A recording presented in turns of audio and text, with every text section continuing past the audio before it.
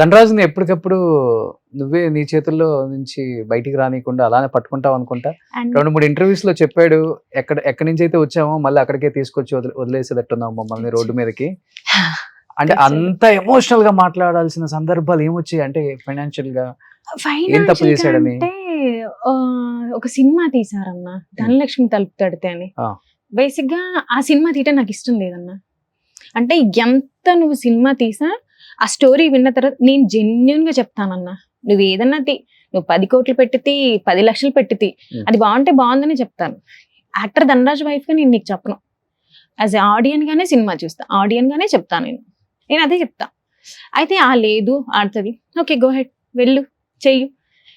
And of the day ఆ cinema ఏమైపోయిందంటే ఆడింది కానీ సంథింగ్ ఎక్కడో మిస్కమ్యూనికేషన్ అయిందన్న. Okay. రిలీజ్ అప్పుడు తను లోఫర్ సినిమాకి ఇక్కడ లేడు, బాంబే వెళ్ళాడు. Hmm.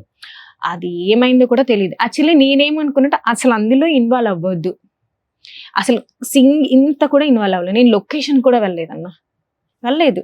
యాజ్ అ ప్రొడ్యూసర్గా ఓకే చేసుకో, నువ్వు అనుకుంటున్నావు, నీకు ఒక కాన్ఫిడెంట్ అంటే పోతే ఇక్కడతోనే పోద్ది. Hmm.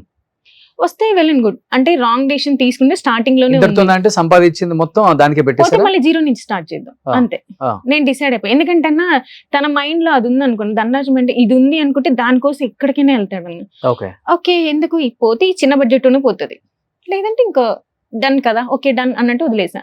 బట్ నేను ఏదైతే చెప్పానో అదే జరిగింది. సో నేను అదే అన్నా. తర్వాత ఏం జరిగింది మరి? తర్వాత ఏముందన్నా, తర్వాత సినిమాలు వచ్చాయి, తర్వాత మళ్ళీ జీరో నుంచి స్టార్ట్ చేశారా?